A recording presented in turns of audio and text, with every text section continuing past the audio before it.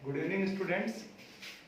आज हम लोग जिस बिंदु पे बात करने वाले हैं वो है राजस्थान की इंदिरा गांधी नहर परियोजना। इंदिरा गांधी नहर परियोजना को अगर हम जाने तो सबसे पहली चीज ये आती है, इंदिरा गांधी नहर परियोजना क्या है।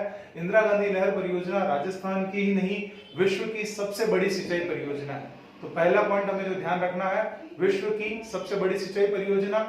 इस सिंचाई परियोजना की अगर हम बात करें तो यहाँ जो शुरुआत हुई राजस्थान में, ये नहर, इस नहर को लाने का सुझाव किसने दिया?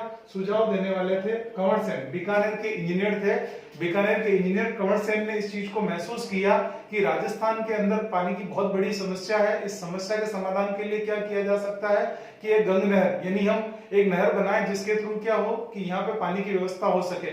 इसके लिए पहली प्लानिंग उन्होंने दी 1948 में। जैसे ही भारत स्वतंत्र हुआ, 1947 में हम लोग स्वतंत्र हुए और 1948 में उन्होंने ये परियोजना दी। और इस परियोजना के तहत अगर हम देखें तो इन्होंने इंदिरा गांधी नहर परियोजना के लिए सुझाव दिया था 1948 में। प्रारंभ में इस नहर का जो नाम था राजस्थान नहर से के नाम से जाना जाता था। राजस्थान नहर से इस नहर को जाना गया।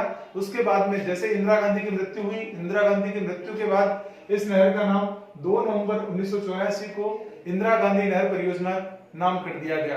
आज अगर हम कहें तो ये विश्व की सबसे बड़ी नहर परियोजना है और एशिया की सबसे बड़ी परियोजना के रूप में जानी जाती है। मानव निर्मित ये परियोजना अगर हम देखें तो इसको मुख्य रूप से 2 प्रोजेक्ट के रूप में स्टार्टेड किया गया था। इसको जो केंद्र सरकार द्वारा सहमति मिली थी, यानी ये कहाँ बनी हुई है? हरिके बैराज डैम पे बनी हुई है। हम लोग नक्शे के माध्यम से समझें, जैसे ये हमारा राजस्थान का जो विस्तार है, अगर हम देखें तो इस तरह से राजस्थान का पश्चिमी भाग और यहाँ पे ये जैसलमेर वाला पार्ट इसमें आपको मैप में दिखाई दे रहा है। यहाँ ये बाड़मेर और ये दक्षिण राजस्थान पूरा, और ये इस तरफ हमारा राजस्थान का ये पूर्वी भाग, मैदानी भाग, ये इधर दक्षिण का पठार, और ये इस तरह से डूंगरपुर बांसवाड़ा होते हुए ये बनता है। तो यहाँ हम देखें तो ये हरिके बैराज, यानी यहाँ सतलज और ब्यास नदियों के संगम पर, हम कहें के संगम पे यहाँ क्या बनाया गया है? Harike barrage. Harike barrage, Harike barrage एक डैम बनाया गया है। उस हरिके बैराज से ये नहर निकाली गई है। यहाँ से ये राजस्थान में इस तरह से आती है और फिर उसके बाद में यहाँ से बहती हुई फिर बीकानेर तक आई पहले, फिर जैसलमेर के मोहनगढ़ तक आई गई और फिर इसको बाद में बाड़मेर के गडरा रोड तक लाने की प्रस्तावित योजना है और गडरा रोड से आगे इसको कच्छ तक ले जाने की प्रस्तावित मुख्य रूप से ये योजना है। अब हम इस चीज को समझें तो सबसे पहली चीज ये आती है कि इस नहर को मुख्य रूप से 2 भागों में बांटा गया है। 2 भागों में कौन कौन सी है? एक तो मुख्य नहर और दूसरी फीडर नहर। सबसे पहले हम बात करें फीडर नहर की, तो फीडर नहर कितनी लंबाई में है? 204 किलोमीटर लंबी है। 204 किलोमीटर ये नहर कहां से शुरू होती है? हरिके बैराज से लेके हनुमानगढ़ के मस्तावली हेड तक आती है, यानी हनुमानगढ़ में मस्तावली हेड तक आती है। और राजस्थान में इसकी लंबाई कितनी है? 35 किलोमीटर है और बाकी पंजाब और हरियाणा में 169 किलोमीटर, यानी 204 किलोमीटर में ये जो फीडर नहर फैली हुई है। इसे फीडर नहर इसलिए कहते हैं कि इस पानी का यहाँ पहले इस्तेमाल नहीं है और इसके बाद में ये पानी यहाँ राजस्थान में मुख्य रूप से इस्तेमाल किया जाता है। ये यहाँ से इस तरह से आगे पूरा का पूरा पानी काम में लिया जाता है। फिर दूसरी आती है राजस्थान का इंदिरा गांधी नहर का फर्स्ट, तो ये फीडर नहर।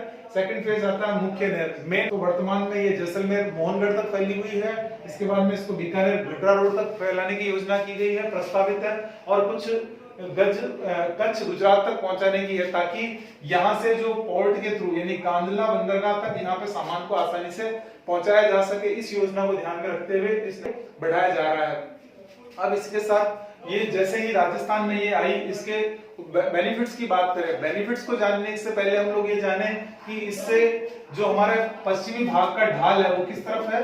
इस तरफ पश्चिम की तरफ। पूर्व की तरफ इस नहर से 8 लिफ्ट कैनाल्स निकाली गई, यानी ढाल इस तरफ होने के कारण यहाँ हमें क्या करना पड़ा? लिफ्ट नहरें निकाली गई, और ताकि इन क्षेत्रों को सिंचाई के माध्यम से पानी की उपलब्धता करवाई जा सके। मुख्य लिफ्ट नहरें कौन कौन सी है? ये चीजें हमें नाम ध्यान होना चाहिए। अगर हम देखें, सबसे पहली फर्स्ट लिफ्ट नहर गंदेली नोहर परियोजना, गंदेली नोहर साहवा। इस लिफ्ट नहर का नाम वर्तमान में बदल दिया गया है, चौधरी कुंभाराम लिफ्ट नहर कर दिया गया। दूसरी जो लिफ्ट कैनाल है बीकानेर लूणकरणसर कैनाल, इसका नाम क्या रख दिया गया? डॉक्टर कंवर इंजीनियर कंवर सेन के नाम से रख दिया गया, कंवर सेन लिफ्ट कैनाल। तीसरी गजनेर लिफ्ट जो नहर है उसका नाम बदल के क्या कर दिया गया? पन्नालाल बारूपाल लिफ्ट नहर। उसके बाद में नेक्स्ट जो आती है कोलायत नहर, कोलायत नहर का नाम बदलकर डॉक्टर करणी सिंह लिफ्ट नहर कर दिया गया। इसके बाद में फलोदी की जो नहर है उसका नाम गुरु जम्बेश्वर लिफ्ट नहर कर दिया गया। पोखरण के अंदर जो नहर है उस नहर का नाम जयनारायण व्यास लिफ्ट नहर कर दिया गया। जो नहर आ रही है जिसे राजीव गांधी लिफ्ट कैनाल के नाम से जाना जाता है। ये तो हुई इसकी नहर की लिफ्ट कैनाल्स। अब बात आती है इंदिरा गांधी नहर परियोजना के बेनिफिट्स क्या क्या है। बेनिफिट्स की अगर बात करें तो ये बहुउद्देशीय परियोजना के समान है। राजस्थान के पूरा पश्चिमी भाग जो मरुस्थल डेजर्ट एरिया है उस डेजर्ट एरिया में पानी की उपलब्धता इसके माध्यम से हुई है। दूसरा बेनिफिट अगर हम देखें तो सिंचाई की सुविधा यहाँ से मिली है ताकि यहाँ की फसलों में अच्छे से डेवलपमेंट हो रहा है। फिर यहाँ मत्स्य पालन को बढ़ावा मिला है। साथ ही ये मरु जो क्षेत्र है पूरा का पूरा ये पश्चिमी डेजर्ट एरिया है। डेजर्ट एरिया इंदिरा गांधी नहर के आने से खुशहाल होने लगा है। और साथ ही साथ अगर हम कहें तो विभिन्न प्रकार के बेनिफिट्स इस इंदिरा गांधी नहर परियोजना से मिले हैं। इस नहर परियोजना की अगर हम बात करें तो कुछ एक छोटी मोटी कमियां देखने को मिलती है। वो कमी क्या है?